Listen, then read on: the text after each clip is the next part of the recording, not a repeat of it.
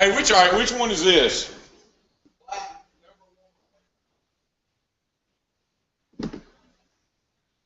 This is dish, right?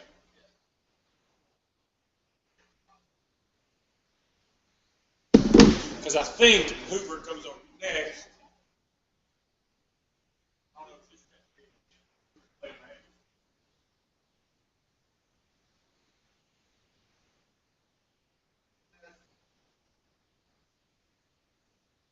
is yeah, they kind of already have that. What really did? It's ESPN. They've done it. They've been here for a while.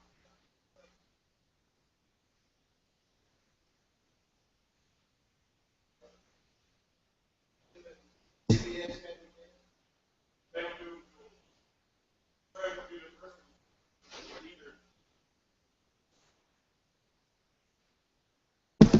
That'll be at 2:30.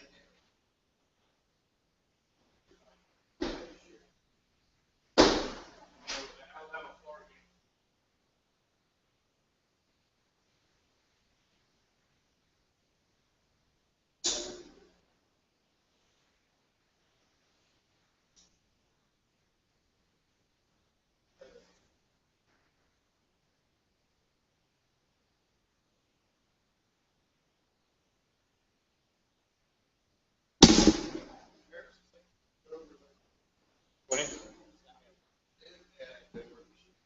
I'm telling you what, that whole thing is awful.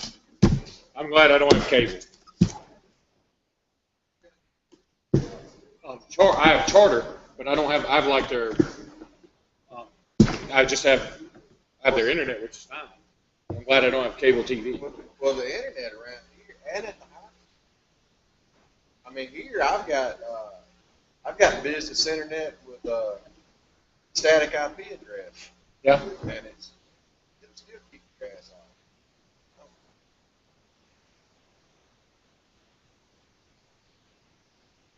Right. I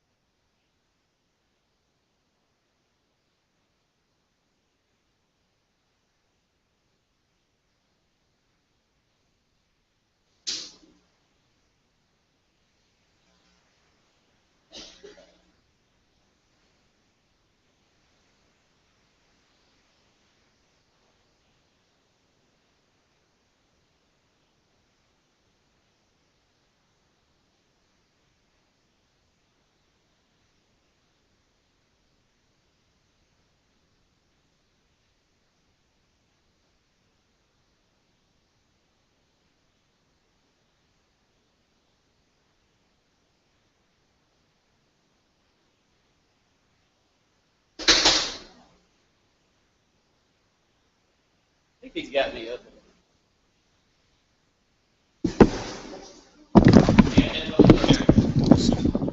Testing. Yeah. Headphones up.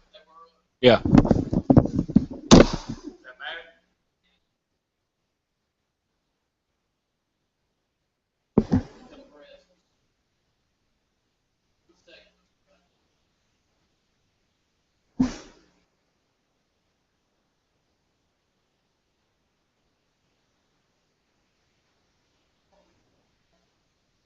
Okay. Yeah, that's a little shocking.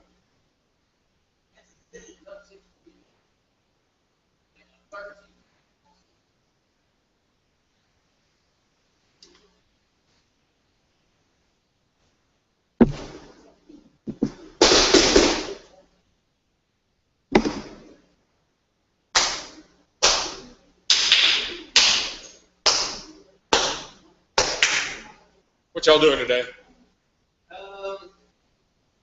Life's working, so maybe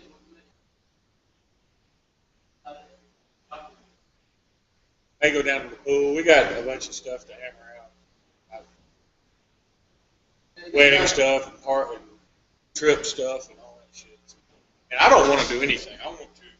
After yesterday, I mean, I drove, starting Thursday afternoon, I drove to Memphis, got up, went to meet somebody, drove back here, drove back to Montgomery, then drove back here.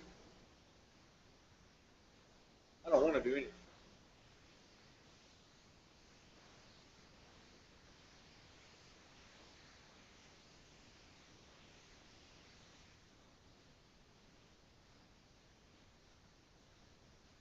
Sure.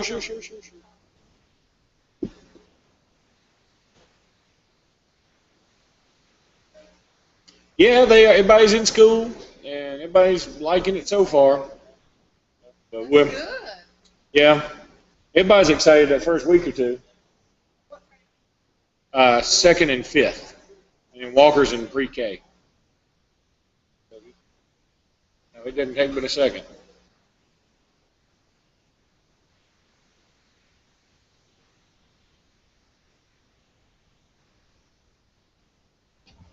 All right, guys, 5 minutes. 5 minutes.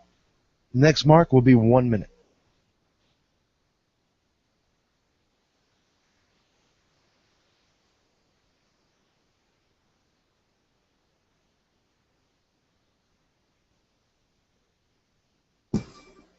Damn.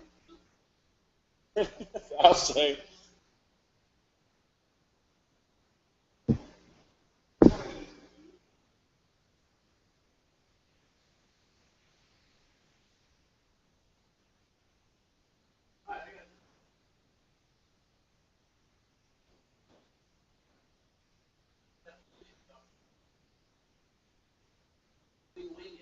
Yeah. Oh, it's finally. You can get to some football season. You've just done it.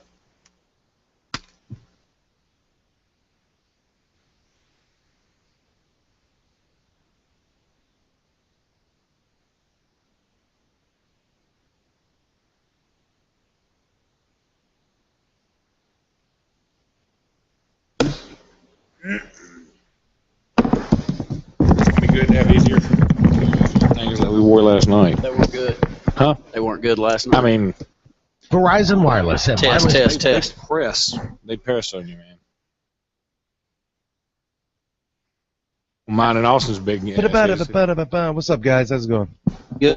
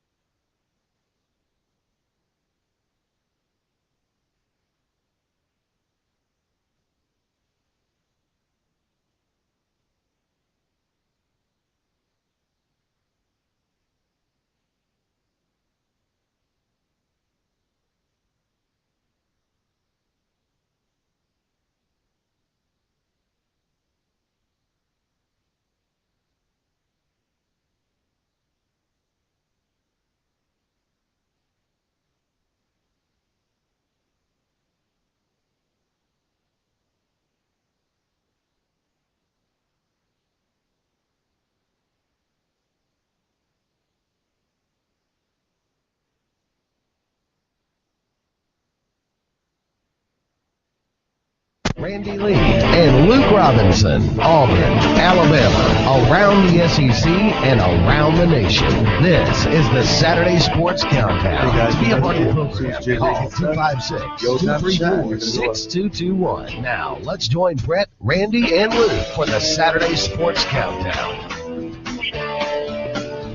Welcome into the Sports Blitz Saturday Sports Countdown. Randy Lee alongside Luke Robinson this morning. It's a beautiful Saturday out there. Hopefully all of the kids that played football last night are resting up, Luke, because it was one of the hotter. Maybe I say this every year, but it seemed like one of the hotter Friday nights that I can ever remember. It was absolutely scorching, and the heat timeouts were in full effect, no doubt about it, and the cramping was in full effect, at least where I was. It was here in Alexander City also, as you were at Crampton Bowl calling Opelika versus Carver. And, again, we'd love to hear from you out there on the Saturday Sports Countdown. If you're just now tuning in, or if you've been tuning in throughout the summer and wonder what this program's about, you can kind of get a good feel for it today. We talk high school sports in the first half hour to an hour of the program, and then we lead into college football and the remainder of the NFL schedule as well as we close out the second hour of the programming. We'd love to hear from you if you were around the local area or around the state of Alabama watching high school football last night. Please call in 800-782-0108, 256-234-6221 here locally. And, Luke, I want to start with you because you had one of the bigger games in the state last night. It doesn't count, I don't believe, against either one of their schedules or against their actual records this year, but I don't think that you would know any difference when you have Opelika and Carver, and they've seen each other quite a bit over the last several years. Even though Opelika won, I think both teams are probably pretty happy this game didn't count. It was very, very sloppy. A lot of kinks to work out from this ball game. And you're right, I don't know if everybody knows this, but the new setup for high school football is you have 11 weeks to play 10 games. Now, if you don't play a game, if you do play a game this weekend, it can count or it can be a jamboree. But if you don't play a game this weekend, you can't play a jamboree later.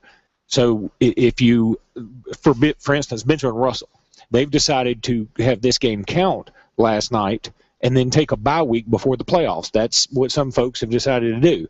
Of course, Carver and Opelika decided to play a Champions Challenge, so they won't have a bye week. They'll just, the rest of the season begins for them next Friday night. So I could see a plus or minus both ways, but for these teams, I think they both needed this first night as there were numerous mental errors, specifically on the Carver side. Opelika defeats Carver last night 20-16, and it was special teams on both sides of the ball from what I can tell. I know there were some mental errors with a bunch of penalties for Carver, but two of the Opelika scores that they gave up were, I think, a blocked punt, which resulted in a safety, maybe a kickoff return for a touchdown. Just fill us in on some of the game last night, Luke. Well, the game did not go as planned at all. My brother and I, who called the game, I did play-by-play, he did color. We both assumed it was going to be owned by the Carver defense. And really, it was the other way around. Opelika's defense was incredibly impressive, especially in the trenches. But Opelika takes the opening kickoff. They go down and score behind the running of Josh Johnson. He looks fabulous. He ends up with 25 carries for 125 yards and that touchdown. Then it's 7-0 for quite some time. And Opelika ends up going 10-0, I believe. Then they end up going 13-0 after a few turnovers. Carver just kept shooting themselves in the foot. Carver then gets on a busted play, a busted coverage. They get a 78-yard touchdown pass. McKinley, the quarterback for Carver, he really showed off his arm there as he throws it, I'm going to say 45, 50 yards in the air, rolling to his right to Nagy Clay, who hauls it in and takes it in for the score. That makes it 13-7. It stays that way for quite some time. Carver had ample opportunities to make something else happen. Every time they'd get in a situation to score, in fact, they returned the opening kickoff of the second half to the 8-yard line. They get no points because they go backwards on penalties. Then the next play they fumble. So they just could not get anything going. Opelika scores again, and they, curiously, to me, decide not to go for two. It's 20-7. Well, in the fourth quarter, Carver needed something to happen. They had just lost it on downs inside the red zone again. Opelika goes back to punt. The punt is blocked by the combination of Marlon Davidson and Lindell Wilson, and the punt goes out of bounds, so it's a safety. The ensuing free kick is returned all the way for a touchdown. So now, all of a sudden, it's 15-20. And very curiously, again, Carver doesn't go for two. I thought at that point, about midway through the fourth, certainly they'd go for 2 to make it a field goal game.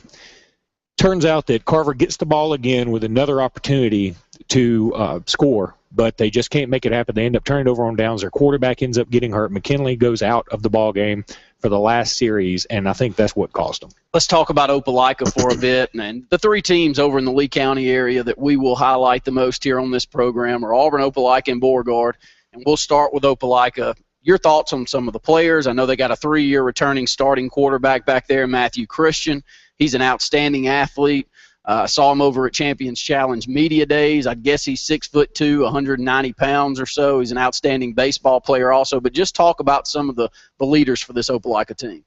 I would really start with Matthew Christian. Now, there's some other guys on this team that had better nights statistically, but Matthew Christian is so poised in the pocket. He was able to avoid pressure on numerous times, and you can tell that frustrated the Carver defenders to no end because Carver's not a huge team. Now, they're very athletic. I would challenge any team in the state to have the athletes that Carver does.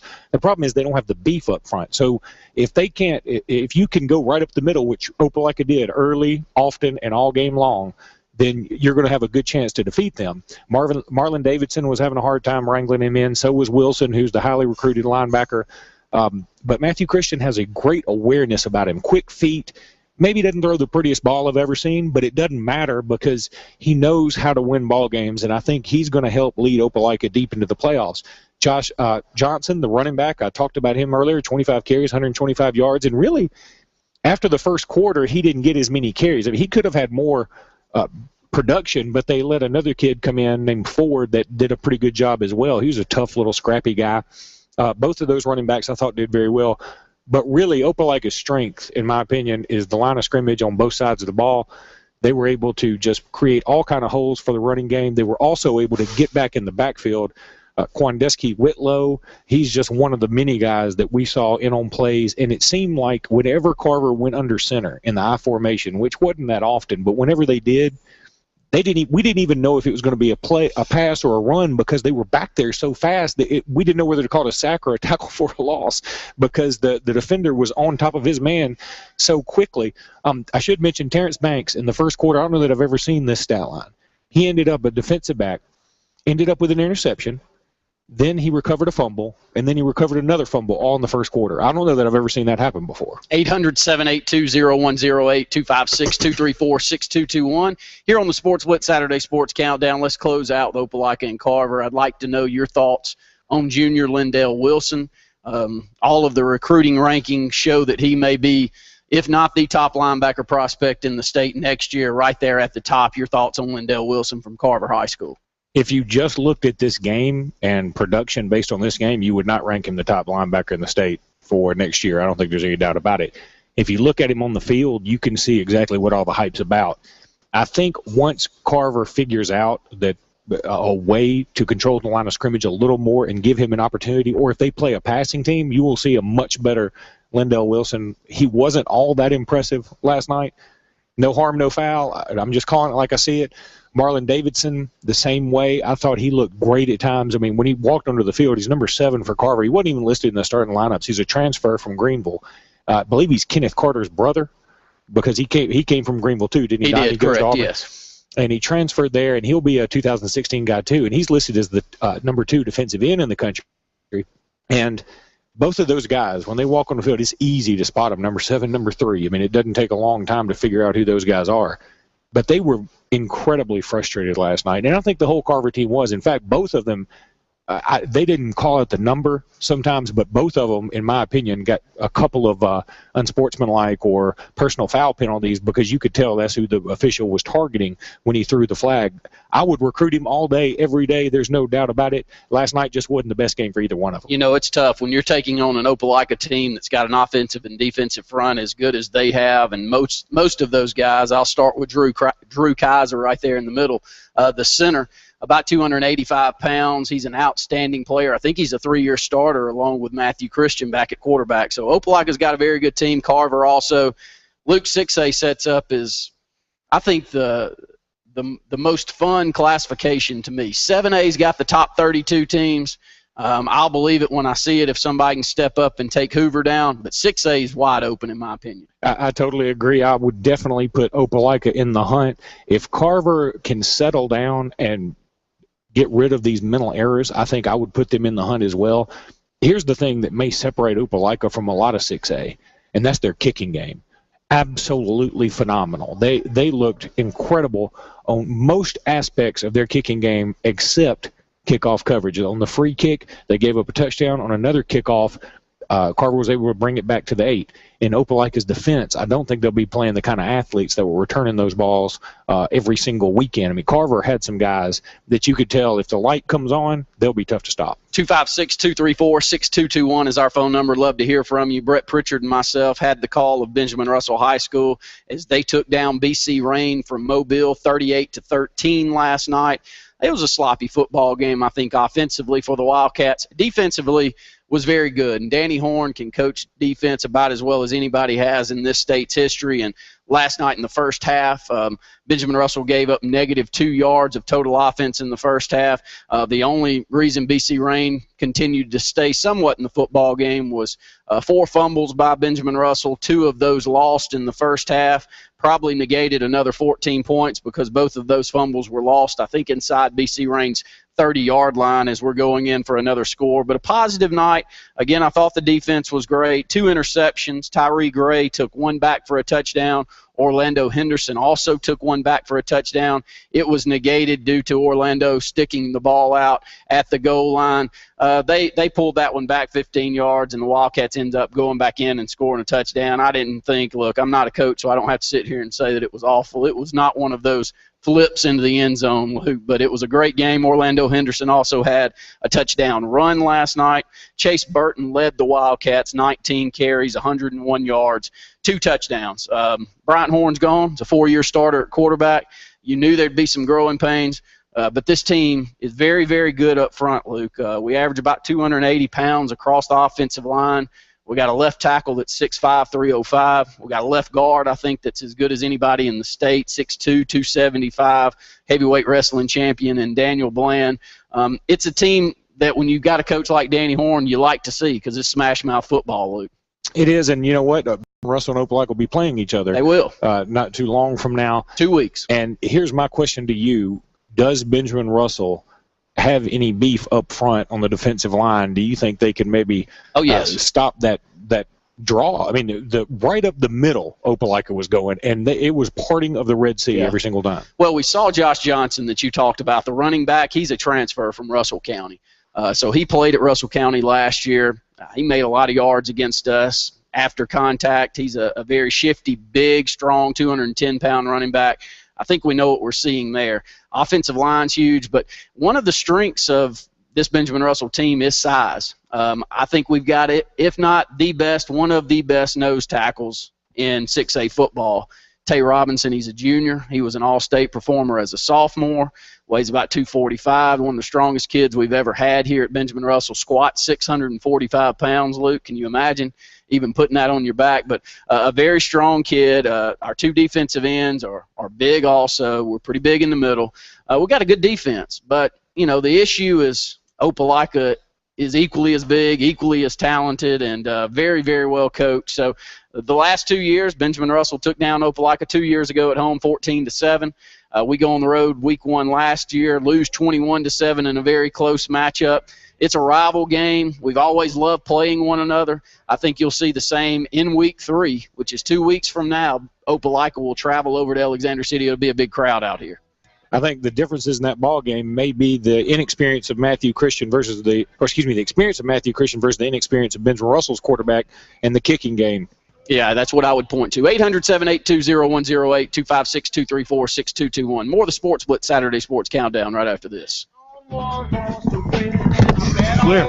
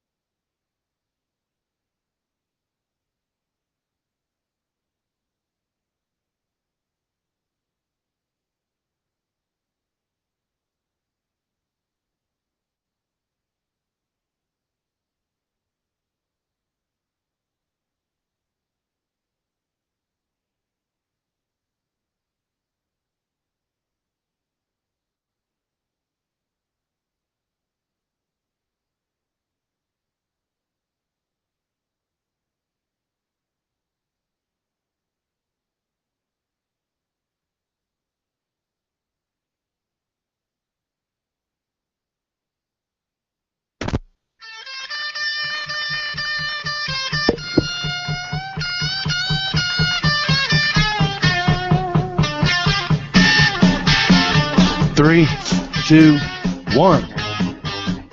Welcome back into the Sports Blitz Late Martin Sports Roundup. Excuse me, we're actually on Saturday Sports Countdown. So many programs up here at JR Sports Bar Grill, I'm getting confused over there. 800-782-0108, 256-234-6221. And Luke, beautiful Saturday morning. We hope that a lot of you are out and about. We'd love to hear from you if you were out at some high school football last night. We started off the program talking about Opelika and Carver as Opelika took down Carver 20-16 last night in the Champions Challenge. BRHS defeats BC Rain 38-13. Other local scores that we'd like to talk about: Beauregard defeats Lafayette 49-20. Rob Carter starting off his tenure there at Beauregard. Quarterback Walker Meadows was the big player in this game, 116 passing yards with a touchdown, also 92 rushing yards with 3 touchdowns there. Beauregard continues to have a very good program and set up some big matchups, especially against Dayville here in the upcoming weeks. Yeah, that's always a big one. And who would have thought that Rob Carter would have his first big win like that, and Tim Carter, his brother, would get the loss? Yeah, it was a tough night last night for Auburn High School as they are defeated by Gadsden City. That's the number 5 team in 7A. Auburn loses 34-28 in double overtime.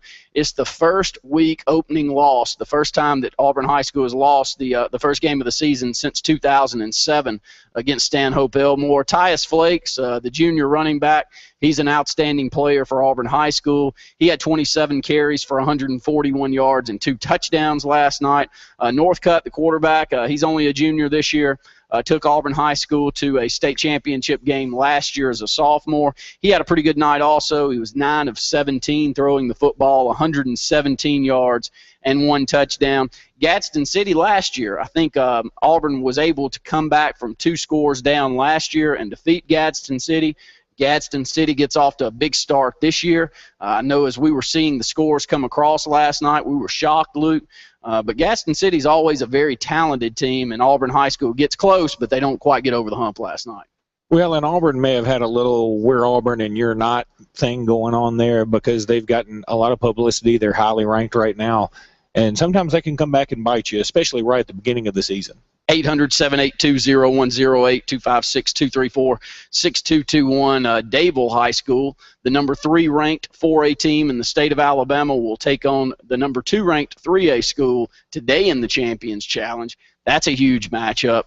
2 of the better programs in the state that I can remember over the last 7 or 8 years, Luke. And a Champions Challenge, they really hit a home run this year with the 3 games that they've got lined up. No doubt about it. 3 huge names in this year's Champions Challenge, and I hope that the Dayville game is as tightly contested today as the game was last night. 256-234-6221. Valley takes down Lynette 21-0.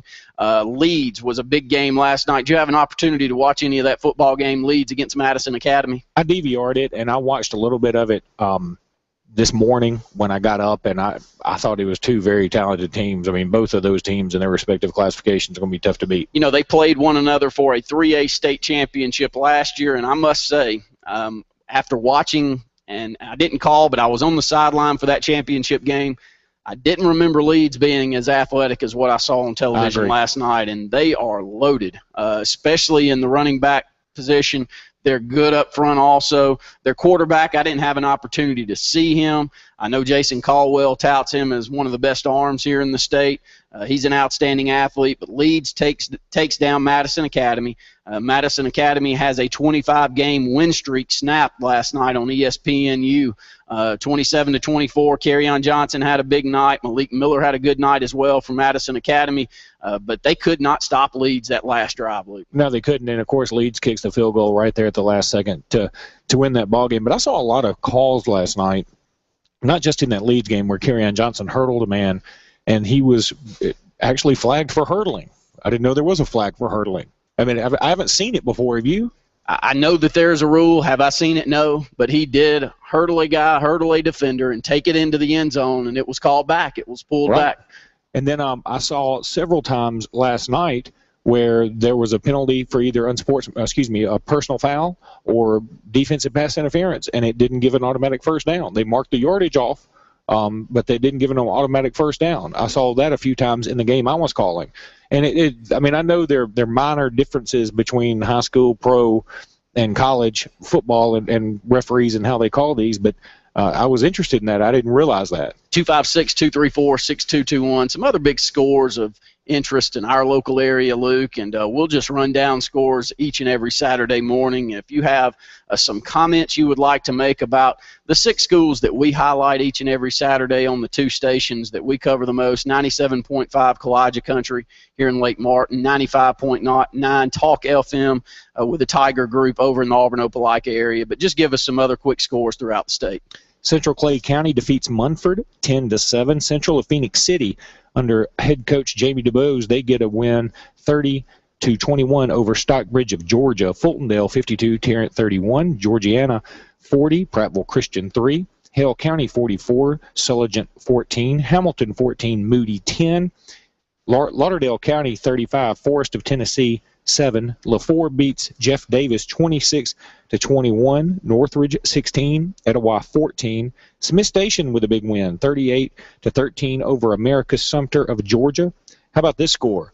Very reminiscent of the Auburn-Mississippi State game back in, I believe it was 08 maybe. Spain Park 5, Austin 3.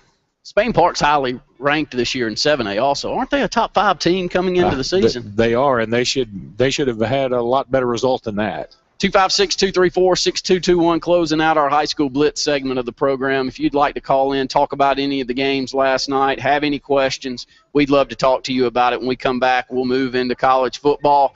We're a week out. We can't wait. 7 days away from kickoff for both Auburn and Alabama, and we'll talk for the remainder hour and a half on those 2 schools as well as the remainder of the SEC. More of the Sports Blitz Saturday Sports Countdown live from JR Sports Bar and Grill right after this. Clear.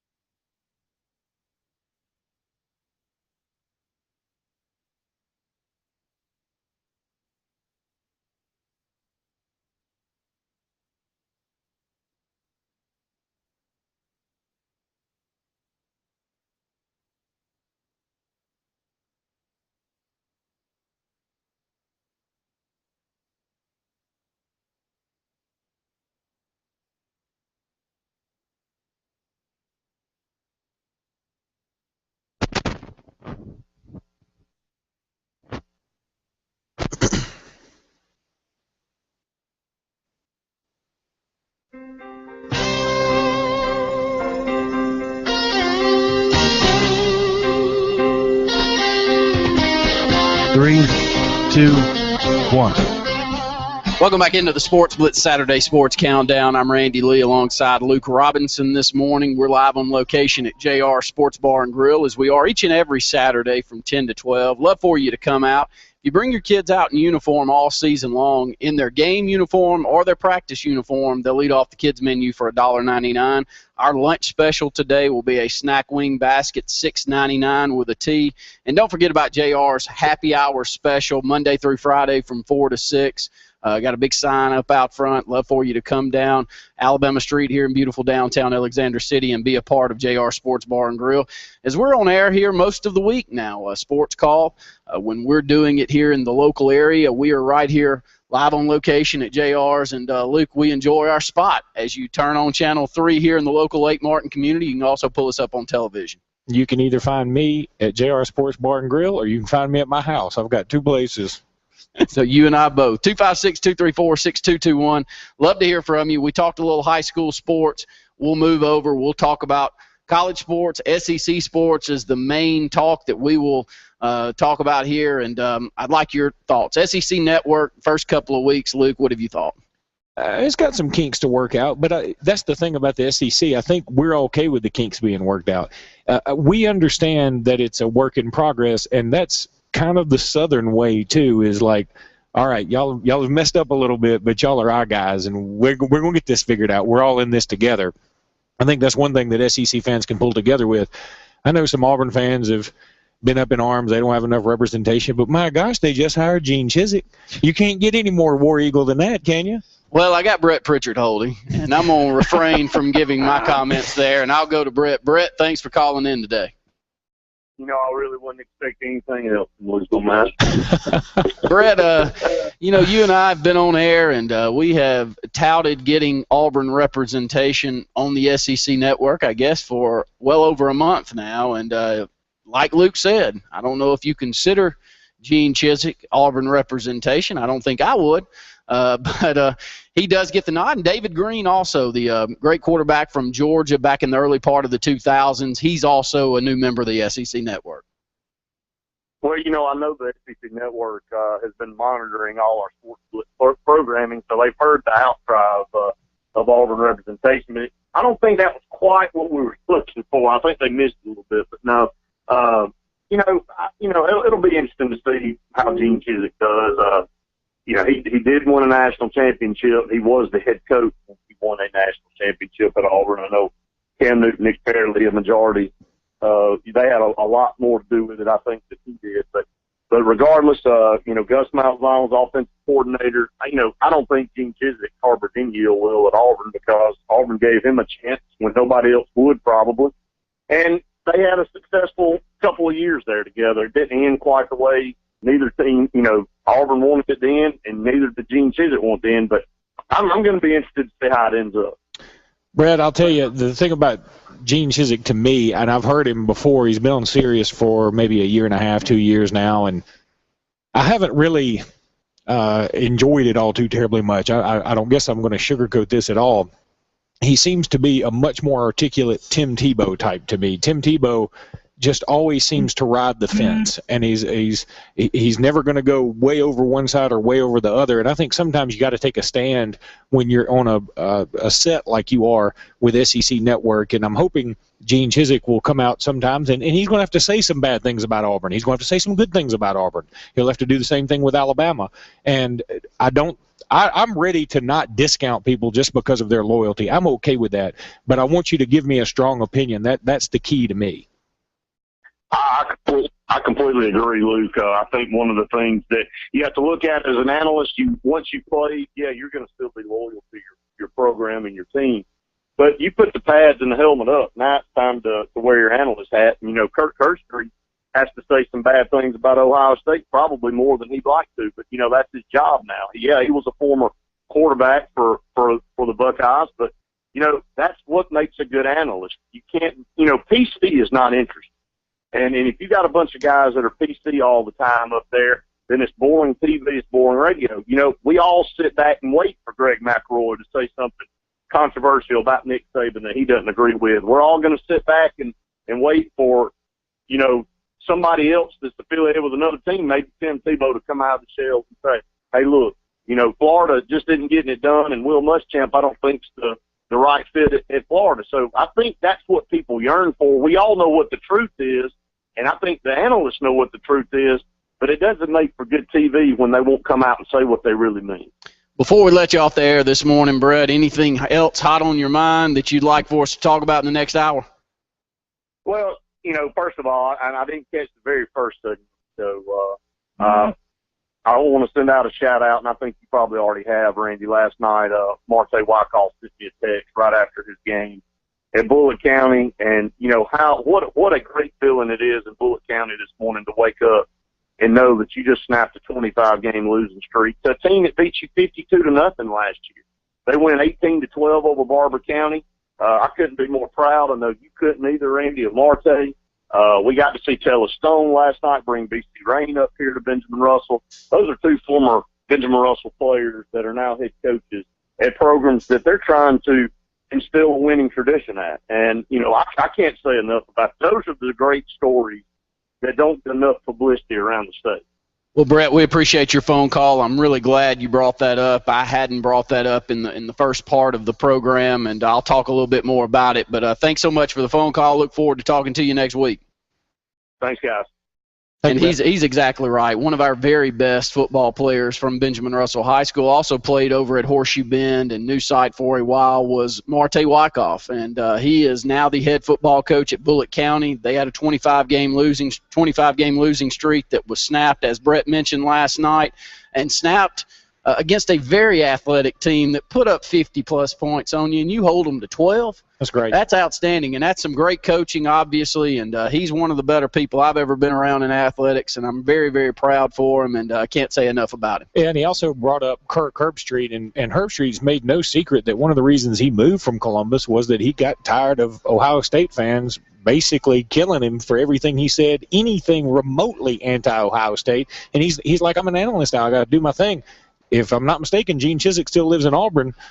I wonder if he'll be moving to Nashville, too. Well, 256-234-6221. We'll go back. We'll talk some more SEC football whenever we come back. More of the Sports Blitz Saturday Sports Countdown right after this.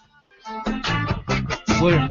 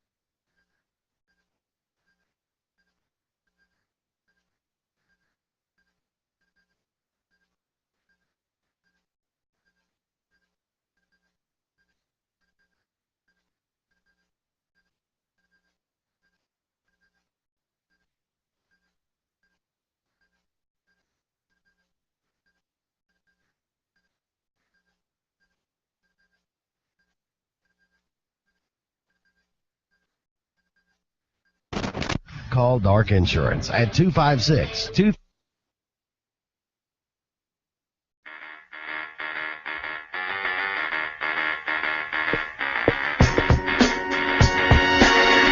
Three, two, one. Welcome back into the Sports Blitz Saturday Sports Countdown, live on location at JR Sports Bar and Grill in beautiful downtown Alexander City. $1.99, bring your kids out in uniform. They'll eat off the kids' menu. 256-234-6221 is our phone number. Love to hear from you out there. Talked high school sports the first half hour of the program. Moved over to talk a little college football. And, Luke, let's move and let's talk about Alabama for a bit. And still the storyline, so it's impossible to start anywhere else. Where is the quarterback depth chart, and will we see two quarterbacks in rotation to start the season? Let me say this. I hope we don't see the rotation deal. But I wouldn't be surprised at all if Blake Sims starts and maybe Jacob Coker, or Jake Coker, I should say. That's how he wants to go by. I think he should take over later on if Blake doesn't perform. And call me a pessimist, but I'm worried about Blake Sims and his performing when the lights are on. That said, I think Blake Sims will be the starter against West Virginia right now. I would give him the edge, something like 55-45. I mean, I'm not real confident in it. Here's the thing. I know some folks have told me that when Jacob Coker does put it together when he's on in practice, he makes throws that look like NFL throws. They're awesome. They're incredible. It's fantastic. The problem is the very next throw may be in the dirt, or it may be an interception, maybe a pick six. He's got to learn to disseminate when to let go of the ball, how to get it out a little bit quicker. He's got to be a little bit more confident with his reads, when to take off running. And I think all that comes with experience. So you could make the argument to start either one of them. Here's the good news for Alabama. I don't think it matters until maybe September 20th at home against Florida, who will have two great defensive backs, there's no doubt. Or maybe October 4th at Ole Miss. I think by the time that game rolls around, you need a definite 100%, this is who we're going with starter. Jake Coker, some of the news coming out of camp, has he had as bad of scrimmages that have been put out in the media, like a 3 for 17 scrimmage? That was a falsehood. Can you give us some ideas of how he actually has played during fall camp? Moderate. I mean, I don't think either he nor Blake really wowed anybody at either scrimmage, but I asked around about that 3 of 17. It originated on an Auburn message board, and people just take it all as gospel. I mean, you see something on a message board, and if it's positive, you believe it, you wrap your arms around it, and that's what it is. If you see something negative, you don't believe it. I've learned I better verify some of these things, and that was a falsehood, the 3 of 17 deal. I can tell you that. Now, does it mean he was 16 of 17? No, he wasn't 16 of 17 either. But he did have a couple of picks, if I remember correctly. So, I mean, look, he's going up against arguably the best defense in the country, though. So I'm okay with it. I'm okay with taking your lumps a little bit early, taking some lumps in practice. I think for Jake Coker, he's just going to have to get out there and see what can happen. Sometimes you've got to get a guy in game action. They're not the best practice guy. You got to get him in game action and see what happens. He's never been in that situation to be in a game when it matters. Now, he's played for Florida State, and he's had some nice moments, but it was already 55-0, so why not cut loose? Does West Virginia have enough to scare Alabama game one? No, not even. I don't think remotely close. I don't think it really matters who's starting at quarterback, and I go to David Cornwell, Alec Morris. Alabama's going to hand the ball off a lot, and they'll do some play action, and they'll go deep a few times, and West Virginia may score some. I mean, West Virginia may get 17 points. I wouldn't be surprised if they score 17, even 20 points. But I don't think they can score more than that. And the West Virginia that I've seen lately can't stop anybody. So how are you going to stop T.J. Yeldon, Derrick Henry, and Kenyon Drake, and Amari Cooper, and O.J. Howard?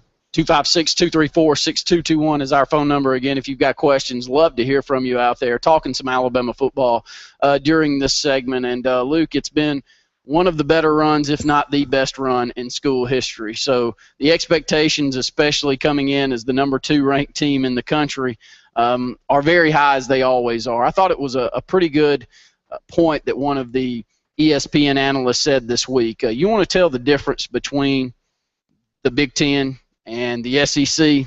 Braxton Miller goes down for Ohio State, and the odds for them to win the national title goes from 12-1 to 50-1 with one player. We don't even know who's going to play quarterback for Alabama, and we've got them ranked number 2 in the country. I think that does speak volumes about the players around at Alabama. It's not just one player that's making the difference. Well, it is, and again, though, I'll tell you what, if Blake Sims or Jake Coker, either one of them went down, I would personally be concerned. I don't think the odds would go from whatever they are right now, probably about 3 or 4 to 1 to 50 to 1, but I think that they would drop moderately. I want a quarterback situation that's healthy. I want a quarterback situation that is not the rotating type. I'm telling you, that's going to bother me if they come in and rotate. When have you seen it work? I mean, I guess you could say it kind of worked for Florida one year with Chris Leak and Tim Tebow, but that really wasn't like Tim Tebow was ever going to be the starter. He came in with some specific instructions to do a few things every so often. That was it.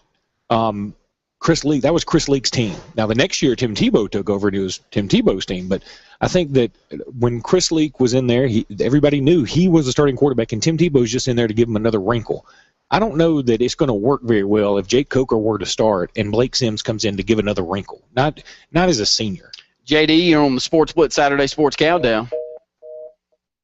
Looks like we lost that phone call. Love to hear back from you. 256-234-6221. I think JD did want to talk about the quarterback situation there at Alabama. As you call in, we'll get you on air as quickly as possible here in the state. We've got a lot of phone calls coming through so far. So, Luke, quarterback situation, as we pointed to, is a big question mark. One of the positions that is not a question mark whatsoever is the running back position at Alabama. And Alabama, I guess if there is one question mark, it's how many carries will Derrick Henry get this year. We saw him have a 10.6 yard per carry average to close out the 2013 season. I know Alabama's fans, at least, are chomping at the bit to see the ball in his hands more often. Yeah, and I think fans are also chomping at the bit to see Kenyon Drake get his hands on the ball. The problem with Kenyon Drake is I think he's just got such a problem with authority sometimes, and it leads him into the doghouse. But Kenyon Drake has been the star of the 2 scrimmages. He performed very well. He caught a wheel route one time, and even though Reuben Foster had great coverage, Kenyon Drake just blows by him. He may be one of the fastest guys on the team. Everybody wants Kenyon Drake to touch it. Everybody wants Derrick Henry to touch it. They forget about T.J. Yeldon. This guy's going to be the leading rusher in Alabama history. I mean, he's a really good running back. I mean, people think he had a sophomore slump last year. I personally didn't think he had the same burst as the year before, but he still had a good year. He rushed for more yards than he did the year before. I guess 2 of the biggest question marks defensively will be who will take over at the middle linebacker position. Has anybody stepped up? Is Reuben Foster? I guess he's the big name. Reggie Ragland was just as big a recruit, I guess, here in the state of Alabama as Reuben Foster was there for a while. As we saw him in basketball, he's outstanding. But has anybody stepped up to the forefront to take over C.J. Mosley's spot? Well, I think the name that will surprise everybody is Sean Deion Hamilton. I called Carver High School last night. Sean Deion Hamilton played for Carver, and he is really grasping everything so very well. I think he will play early and play often, and eventually it wouldn't surprise me at all if he were in a starter's role. I think you'll see Reggie Ragland there, of course, Trey DePriest, and Reuben Foster will be in there, but Reuben Foster is more the excitement defense guy. I mean, he's going to get burned sometimes. We talk about this almost every week, but when he lays the lumber, it's Sports Center highlight quality. Yeah, and linebackers are still a strength. I think you got plenty of numbers. Defensive backs have been a strength the entire time Nick Saban has been there, but this could be a very youthful secondary for Alabama. And if you're an Auburn fan or any SEC fan out there, you remember back to the year where you had D. Milliner and some others getting their nod the first year. They go over to South Carolina and struggle quite a bit in the secondary, allowing some big plays behind. Talk about the youth. Talk about who will see the field in year 1. Well, I think Tony Brown will definitely be on the field. I wouldn't be surprised if he were in a starter's role by game 2 or 3. Marlon Humphrey, I think he'll see the field as well. He may wind up returning some kicks too. I'd love to see him in that facility. Also, Bradley Sylvie. Bradley Sylvie. I'm going with Sylvie. Other people call him Salve. I don't know which one it actually is. I've heard the announcers call it different ones. I'm going with Sylvie. I think he'll be playing a lot. Obviously, Cyrus Jones will be back out there. But as I said before, the one thing that I can't get out of my head about Cyrus Jones is trying to chase down Mike Evans. 256-234-6221 is our phone number. Again, love to hear from you out there. If you want to call in, talk Auburn, Alabama football, we're going to talk about it as much as possible in the next hour. More of the Sports Blitz Saturday Sports Countdown right after this. You're out.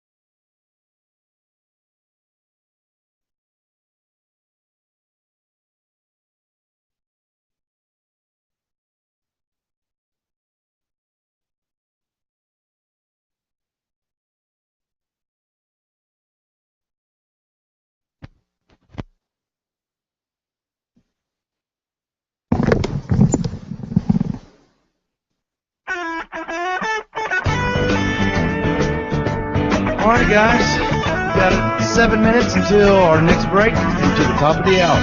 3, 2, 1. Welcome back into the Sports Blitz Saturday Sports Countdown. Live on location at JR Sports Bar and Grill. $6.99 snack wing basket with tea is the lunch special each and every time you hear Sports Blitz on the air. Luke, we had this conversation quickly on Sports Call this week. I don't think we talked about it too much, but I will get your opinion. Rashawn Evans has a picture out on social media. He and his father commenting on some $800 pair of dress shoes. Your thoughts on the whole story? I know that we're waiting for football season. We're looking for anything we can talk about. I know that, but what does the Alabama fans take on this? It doesn't. None of that bothers me, worries me. I mean, look, I can assure you, having talked to people, all this stuff, the social media stuff that was going around for a while, I was always worried to death somebody was going to do something, somebody's going to say something wrong.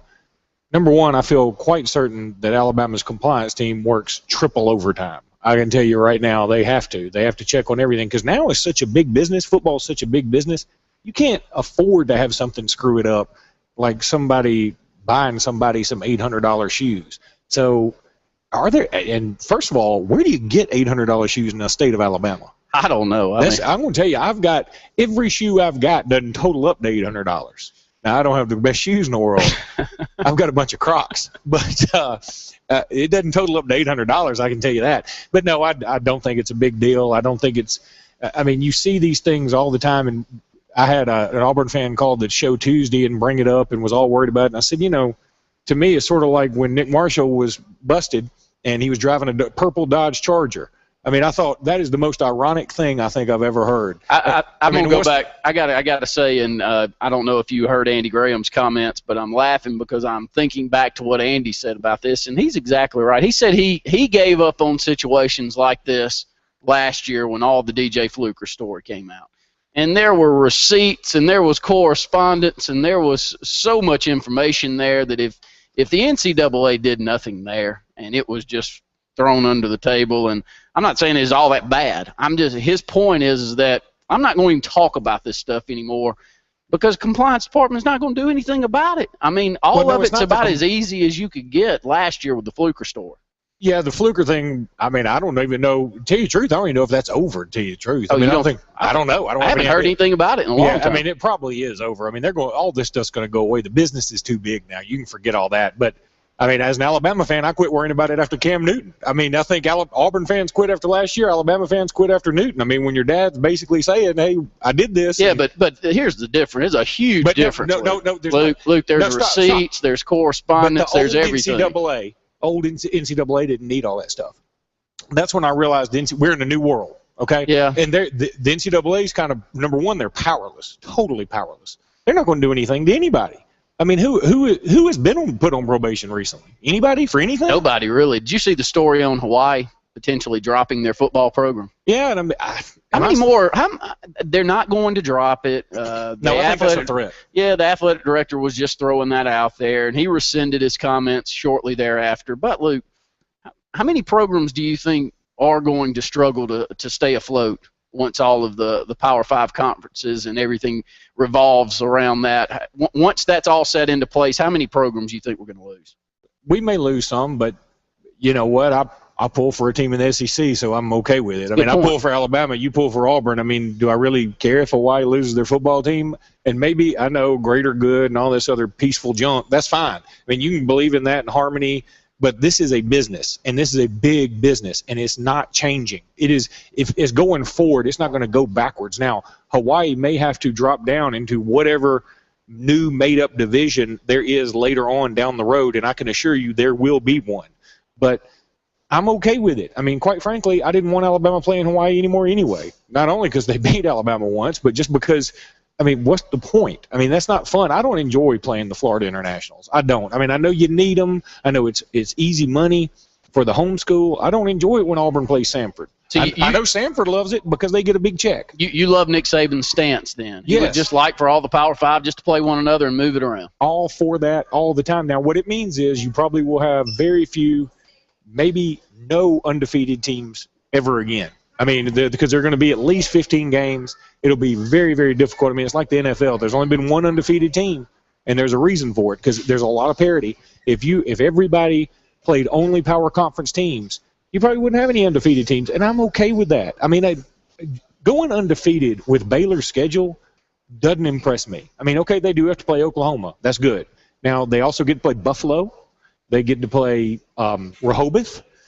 They play Pisgah. I mean, they play a lot of junk teams, and I'm supposed to be impressed that they go undefeated and supposed to automatically include them in this playoff. I don't think that's fair.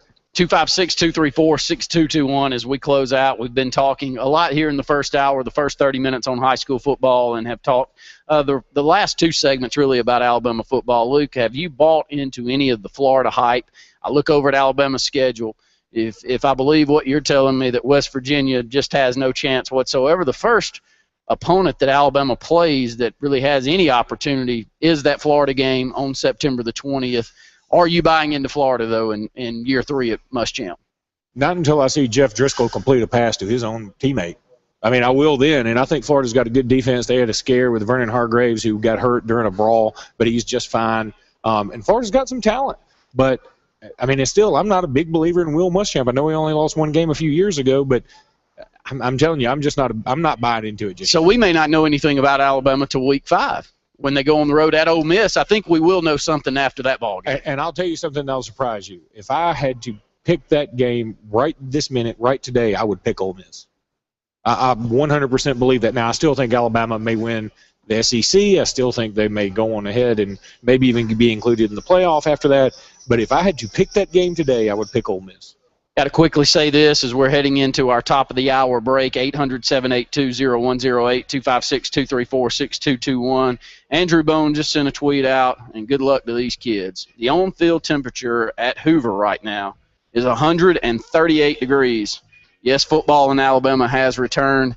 What a nightmare, Luke. We'll talk about that big game. There's some huge games, huge high school matchups. I love what ESPN's doing with it. I watched Madison Academy and Leeds last night and had about as much fun as I have normally on some, watching a Southern Miss and a Louisville or someone like that. I really enjoyed watching that. So we'd love to hear from you. 256-234-6221. More of the Sports Blitz Saturday Sports Countdown right after this. Clear. What is it? 38.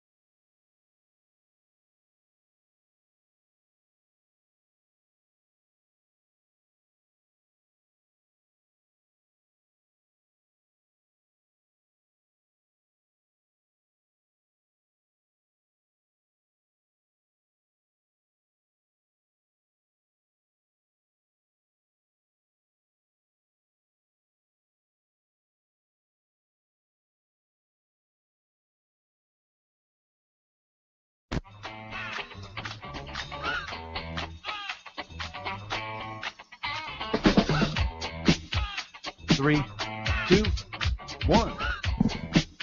Welcome back into the Sports Blitz Saturday Sports Countdown, live on location at JR Sports Bar and Grill. And as we look up on the television dial, we've got a huge high school football game here in the state of Alabama as Hoover High School takes on Miami Central down in Florida. And I remember watching this Miami Central team last year. Was it a team over in Georgia that they demolished by? I was Norcross, and Norcross had Lorenzo Carter, who ended up signing with Georgia.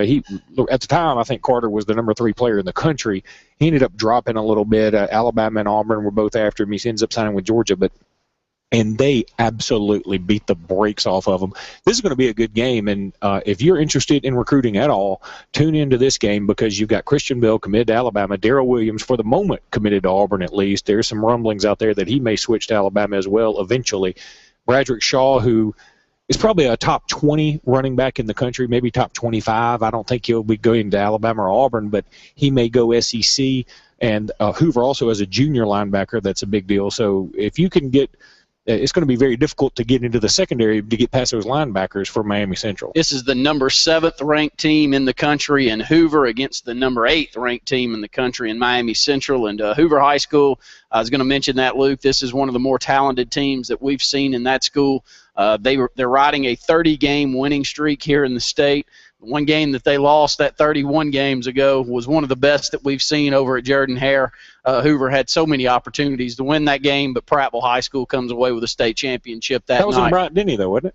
I think it was at Jordan-Hare. I think it was at Bryant-Denny because Opelika game was in Jordan-Hare, and then last year they won it again in Auburn and Tuscaloosa, and they lost it 3 years ago. That game was in Bryant-Denny. Okay, so it was a great one, and most of them have been the 6A state championship games. 256-234-6221. Love to hear from you. As we mentioned, Andrew Bone, we were following him on Twitter, and he said it's 138 degrees on the field. I don't know about your game last night, Luke, but here in Alexander City, through the third quarter was one of the longest quarters I can remember, and it was due to cramps. And there's just so much that you can do with these kids. You can't hydrate enough to sit out there in 138-degree weather and be able to not cramp up. I just don't believe it can happen. They called it Crampton Bowl last night for a reason, I can tell you that. The third quarter lasted as long as any quarter ever.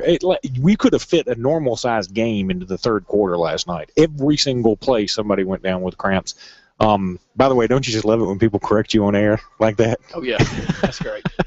But anyway, it's one of those things. Look, you sacrifice a lot of time and you sacrifice a lot of cramps to get this game nationally televised. I think most high schools and most high school players would probably say, yeah, I'll take a chance for maybe some cramping and maybe being a little bit hot so I can get my face on ESPN. I think they'll sacrifice, don't you? Your thoughts on Bo Barkley and the Big Hurt, the documentary the other night.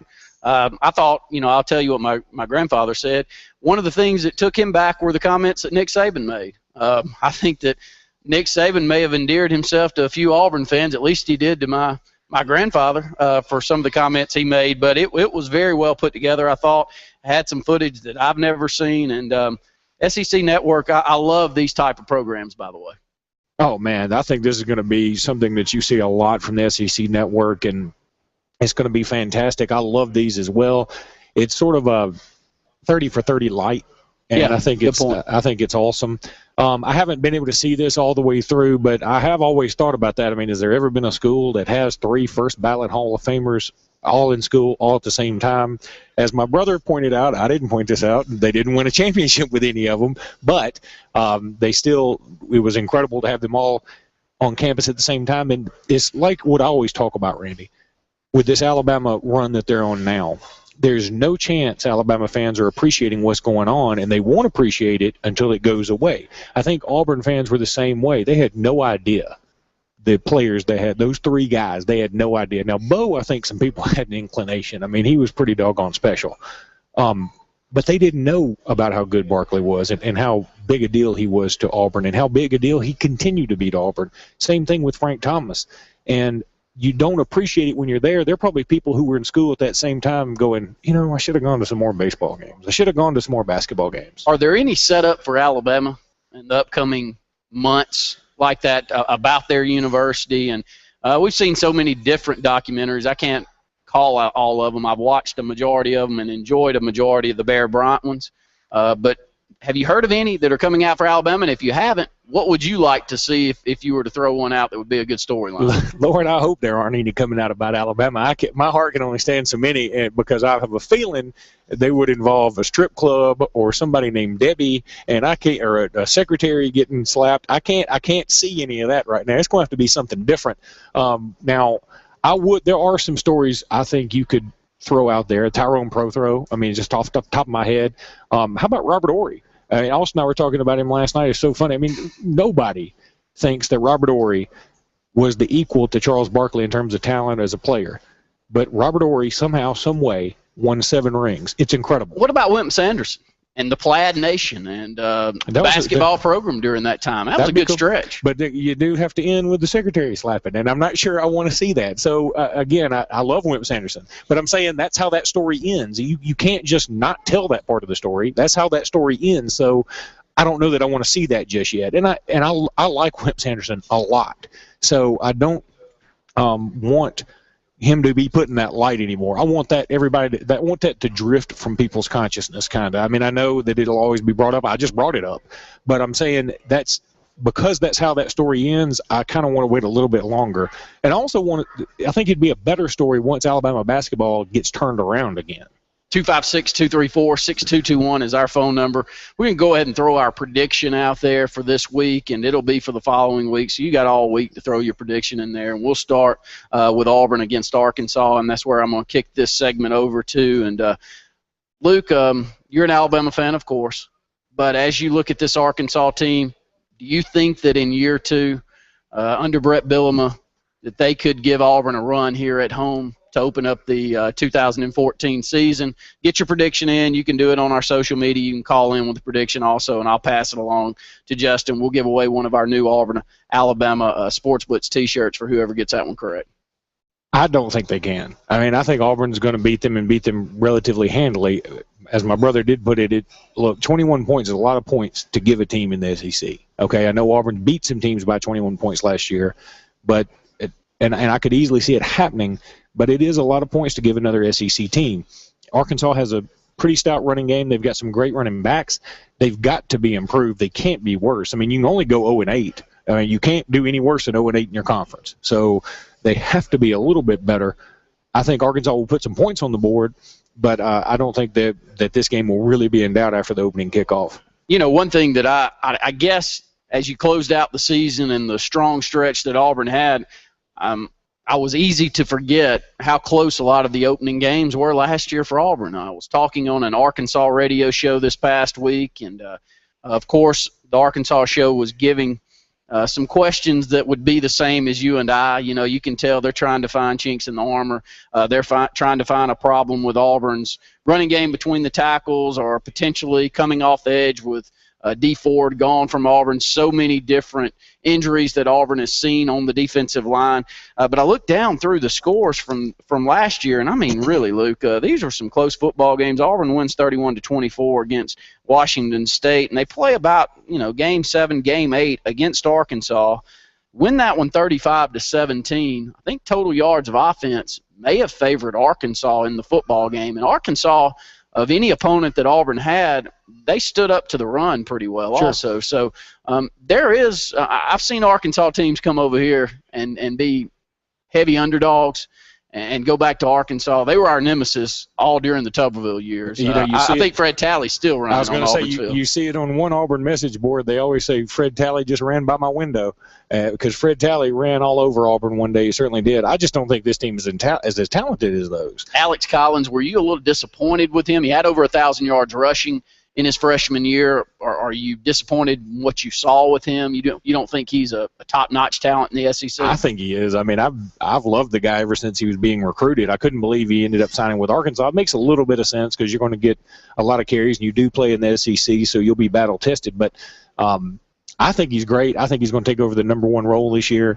I think he's the kind of guy that could really give some teams fits. Now, Arkansas can't beat Auburn, can't beat Alabama. I don't think they can beat LSU, even though they gave LSU fits last year too. But LSU is a very funky team. Towards the end of the year, if LSU's not in the middle of something, they can totally lay down.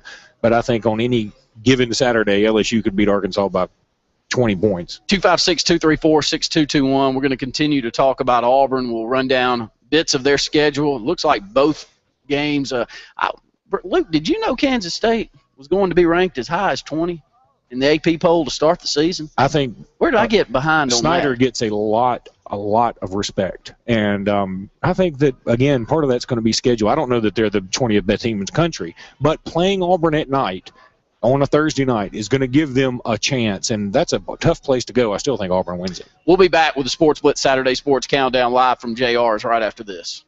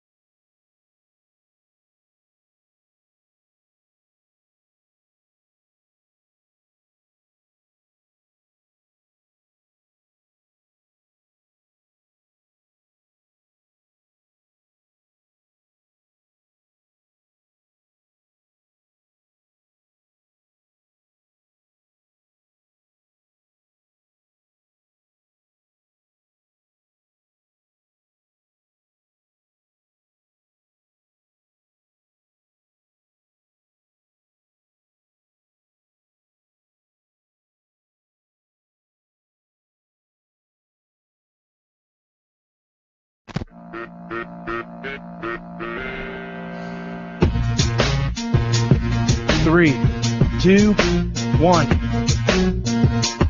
Welcome back into the Sports Blitz Saturday Sports Countdown. About 30 minutes, actually about 40 minutes left here on the program. 256-234-6221.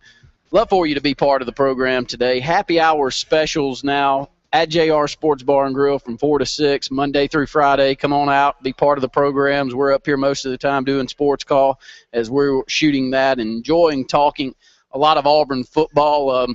I know this is off the story, but the Updike story this week got a lot of attention. And, Luke, I guess that it got axed before it ever got started, but it still was a big story this week.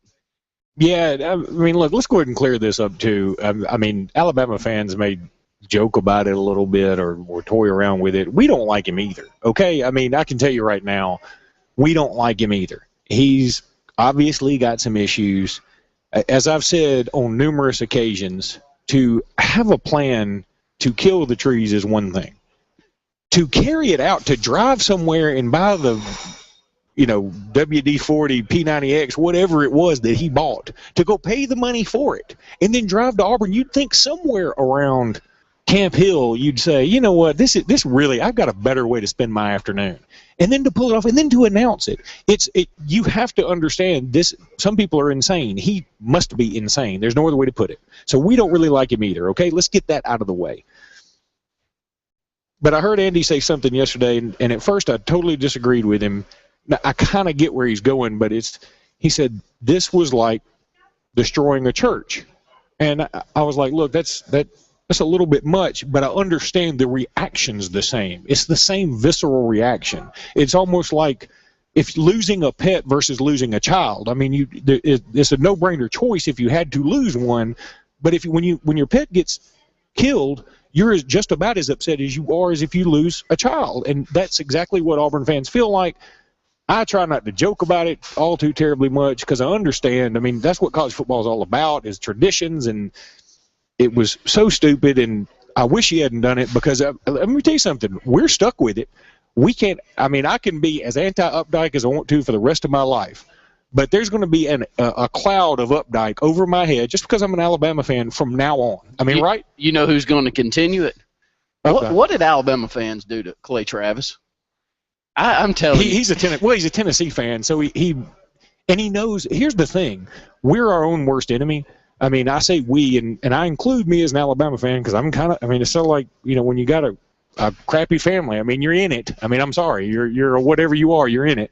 And I'm the same way. I mean, I feel like I'm in with some of these 85%ers is what he calls them. I mean, the guys that kill trees and the guys that punch guys at Mettenberger at a bar. Punch Mettenberger and do the teabagging thing and all that stuff. I mean, I want to say, hey guys, I mean, give it a rest for a while. Can somebody not get arrested that's a fan that's wearing houndstooth for just a little while and just give me a break so I don't have to worry about it? And it's very frustrating as an Alabama fan, I can tell you. But Clay Travis, he's not. I'm not mad at him. I get it. He's found a way to make money. If you will poke Alabama fans long enough, because some of us don't have the sense to say, okay, you got me. I mean, what are you going to do? They're going to say, oh, you thought that was stupid. Y'all watch this. I'm about to come back. I'm going to go over the top. And while I'm doing this over the top thing, I'm going to put a huge Alabama banner wherever I am that I'm doing this. And I'm going to make sure I'm an Alabama fan. That'll show you. The problem is that just feeds the beast more. I mean, look, Alabama fans, for the most part, are their own worst enemy. I've said it time and time again. And Clay Travis is just making money. At first, I didn't like him either. But he's found a way to make money off of this. Go for it. 256-234-6221 in the middle of college football, yeah. But let's go back to the Updike thing just for a second. Okay? I kind of understand, too, where the organizer of the event was heading. He figured, okay, I'm going to get a guy that's controversial. Maybe some people will come out and throw baseballs or pies or whatever it was at him. Yeah, they throw some baseballs at him. He better be in a Dunkin' booth behind a cage if they're going to do that. But I kind of get where he was going to raise money for this thing.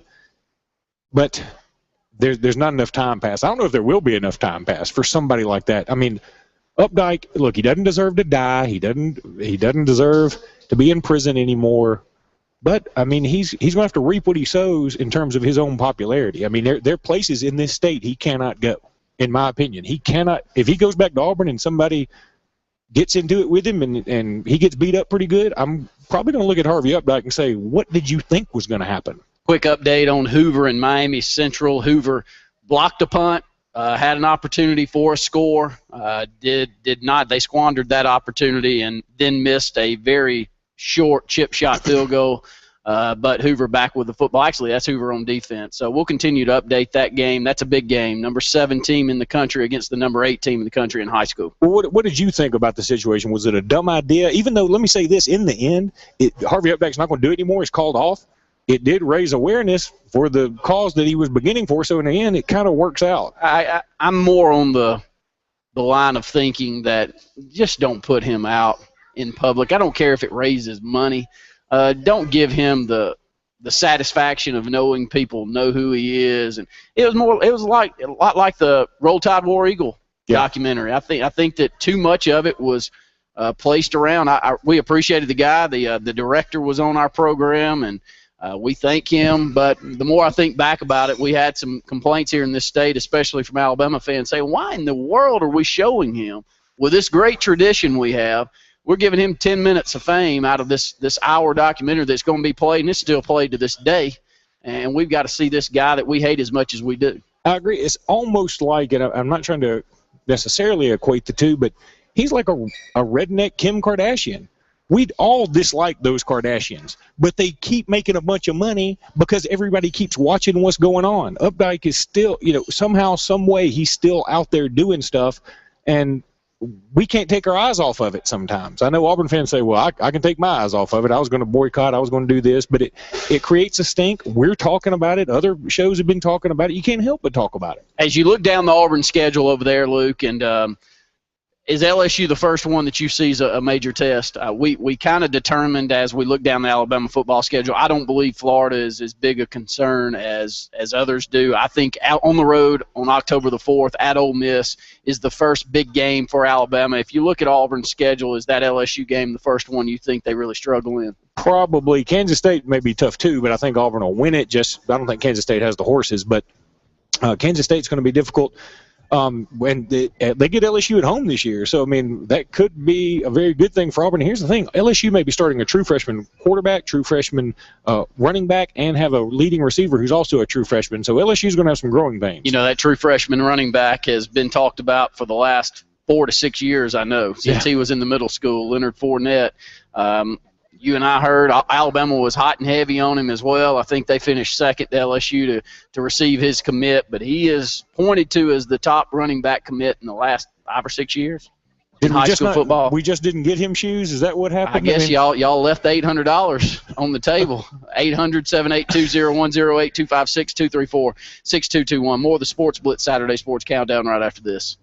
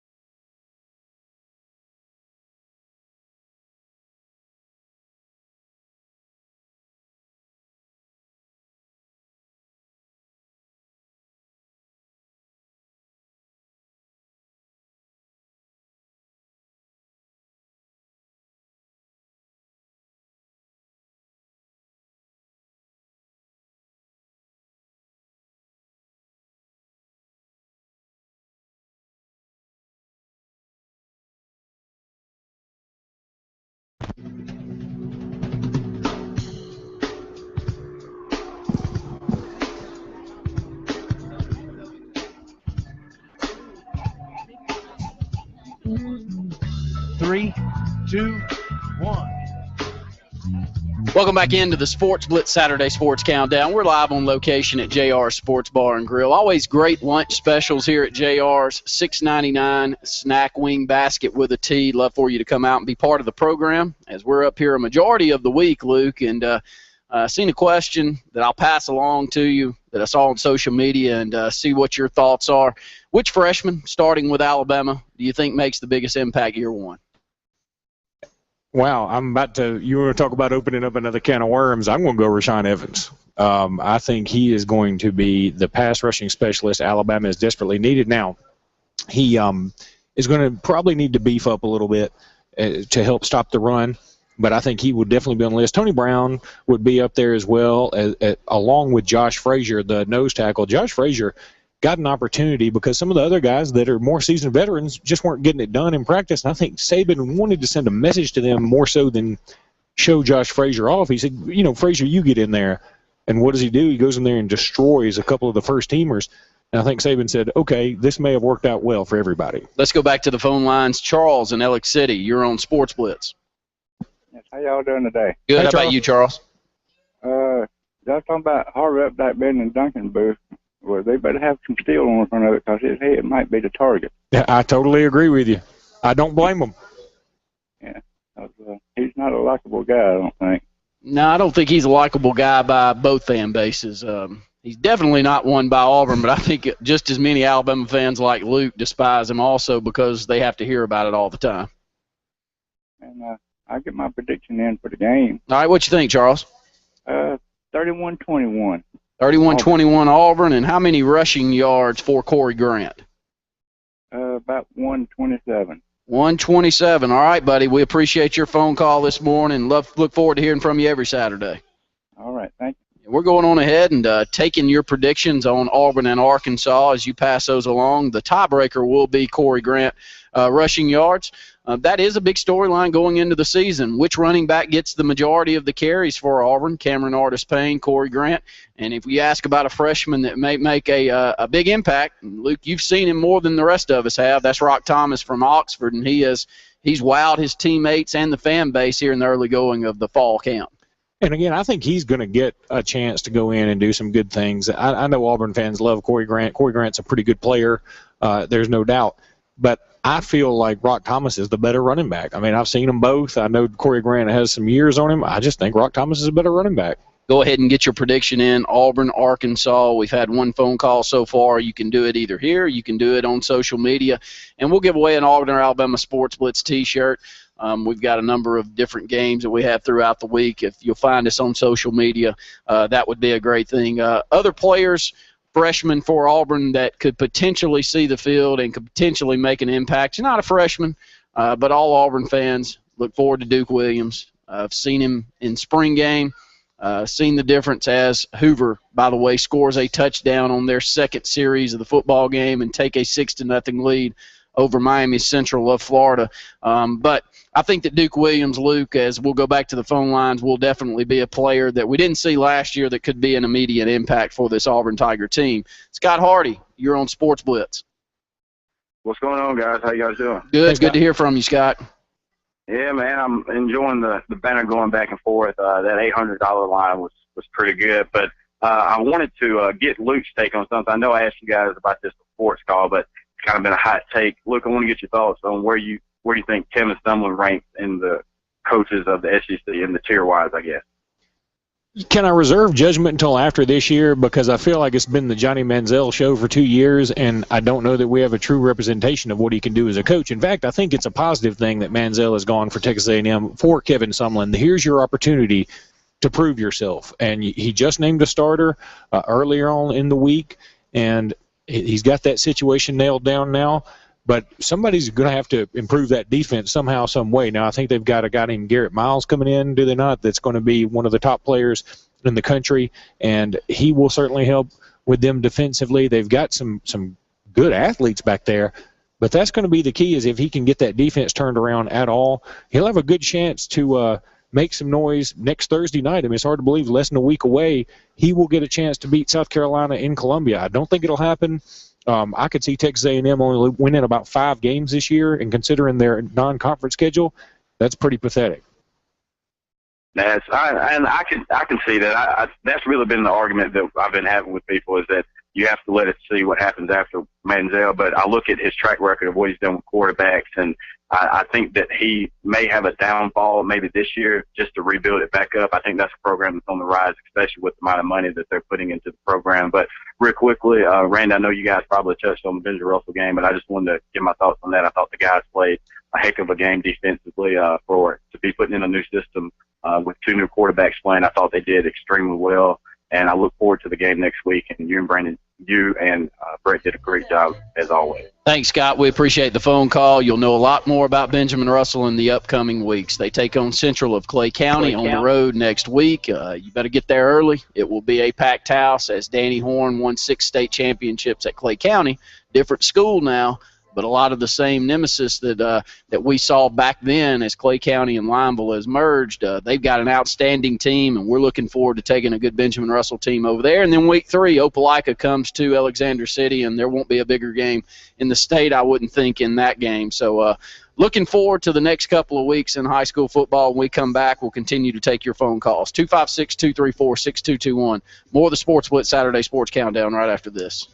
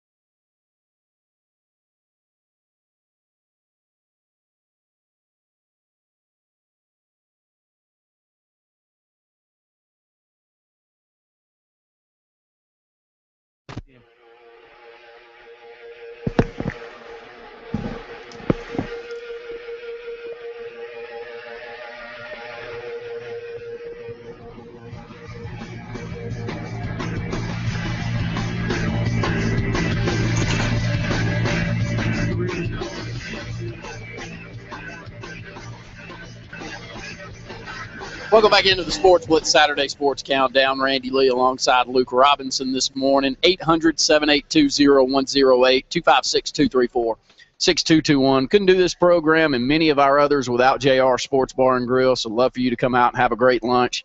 $6.99 snack wing basket with tea is the special each and every time you hear us on the air. $1.99, bring your kids out in uniform throughout the week, and they'll eat off the kids' menu.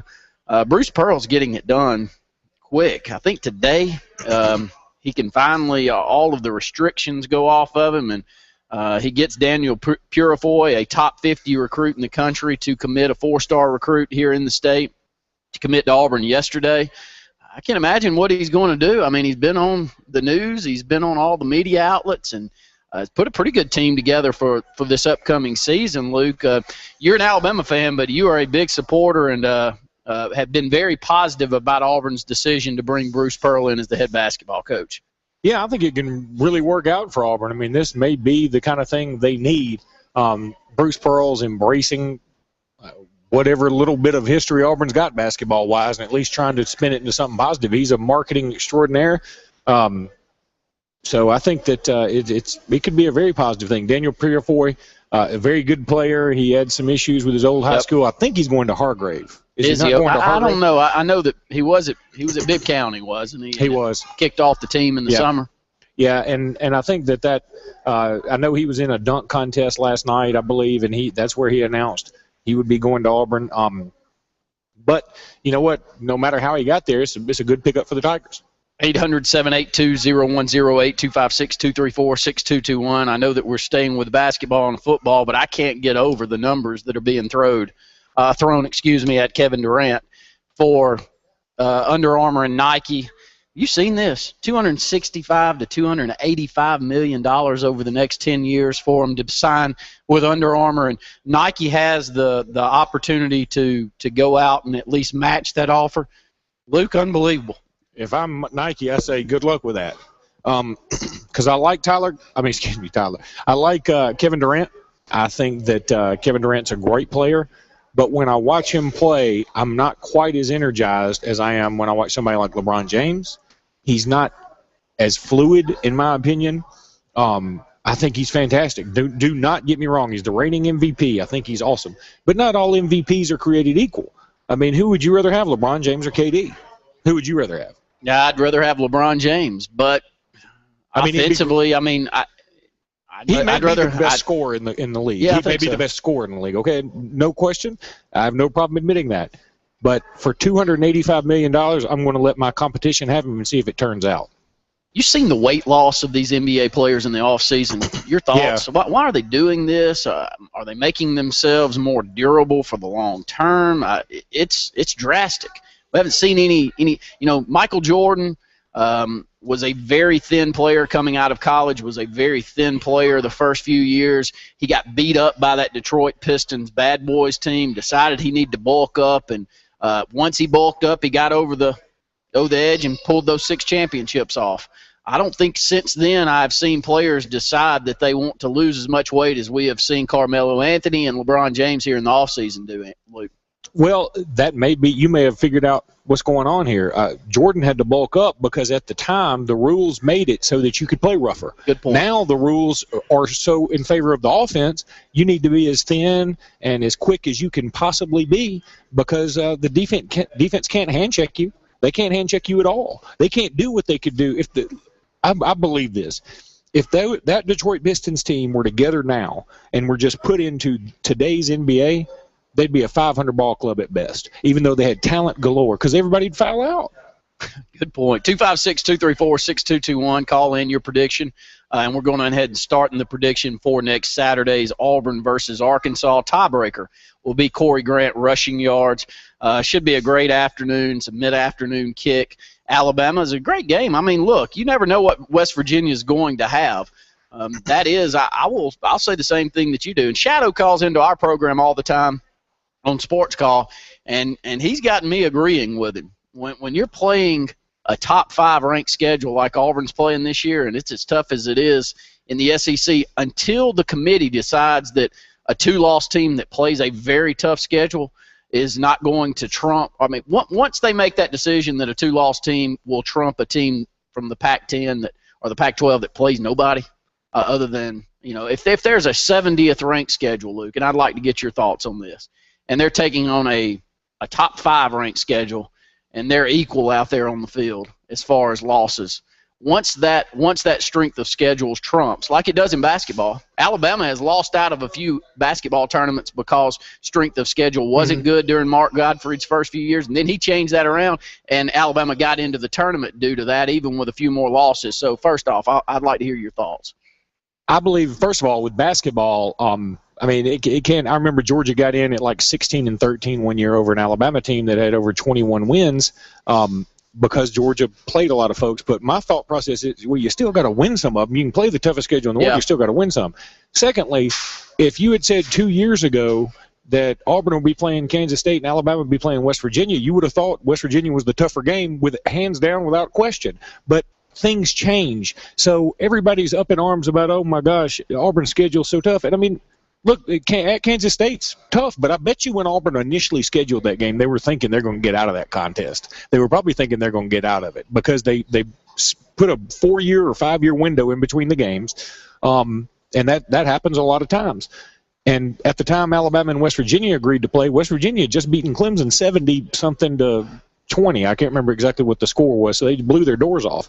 And in the SEC-wise, look, things are cyclical. I mean, at one time, playing Alabama was a patsy. In 2012, playing Auburn was an easy win. They went 0-8. So, I mean, these things happen. These things come around. Again, 2 or 3 years ago, if you'd said Alabama's got to play Florida at home and then the next 2 weeks later got to go at Ole Miss, that's pretty tough. But now playing Florida at home doesn't seem like that big of a deal. But Southern Miss was not a patsy at one time, too. And now, what has happened to that program, Luke? Well, Ellis Johnson kind of helped. Yeah, Ellis Johnson. Yeah, it happened. He was a big help going over 12. But Southern Miss is going to start having some problems because what's happened too is Ole Miss and Mississippi State have taken that state back over. If you've seen, Alabama has had some pretty big commitments recently. One for 2015, one for 2016. Both committed to Alabama at one time. One's decommitted, probably is going to Mississippi State. The other one's decommitted, already committed to Ole Miss. This is a 2016 guy. Within 2 weeks, he committed to Alabama and committed to Ole Miss. Recruiting in the state of Mississippi has come very tough again. Fill in the blank for whatever reason you think that is. But it's tough for Alabama, Auburn, anybody to go into Mississippi and steal somebody that Mississippi State and Ole Miss want. Adding beer sales at Troy, South Alabama, UAB. I don't know if UAB is on this map, but I know at Troy and South Alabama. Does that help at all? I think it does. I guess it can't hurt. Well, I mean, I'm for it. I mean, I don't understand what the big deal about it is anyway. I mean, as long as people are checking ID, as long as they're legal to drink, why can't you drink there? Tons of other sporting events do it. Yeah, I mean, not a problem. It happens all the time. So, and really every sporting event does it, and you may not even know about it because they bring their flask in.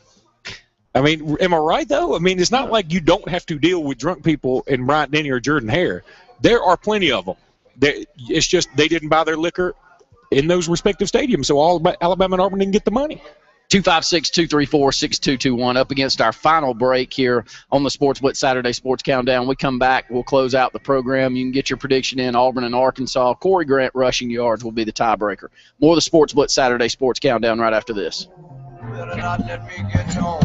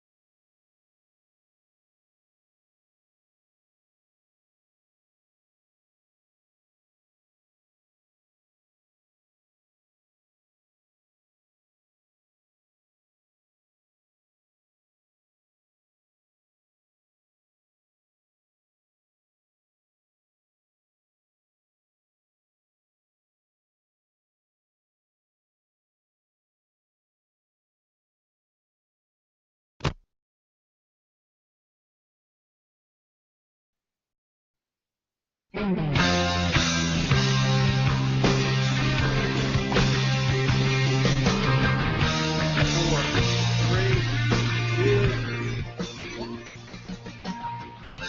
back into the Sports Blitz Saturday Sports Countdown. We're live on location at JR Sports Bar and Grill. About 5 minutes left here on the program. We'd love to hear from you. 256-234-6221. I want to close out the program. I know you love NFL football. It's not high on my priority list, but Johnny Manziel is of interest to anyone. And his performance the other night is getting some bad publicity, isn't it, Luke? Not only the way that he handled himself on the field, but I think it's his play. And we hear how fast NFL defenses are. We hear what a difference NFL defenses are. But once you see Johnny Manziel try to get the corner in NFL the other night, and he's getting hawked down by a backside linebacker as they're trying to run an option on the opposite side. I don't know. I still think that he has the potential of getting over the hump and being a good player, but right now it is very questionable. All right, first of all, I don't ever assume because you're a great college player that you'll be a great pro player, nor do I take off for your being a great college player if your NFL career isn't what it's supposed to be. Okay, I don't think those two necessarily have to be jive with one another.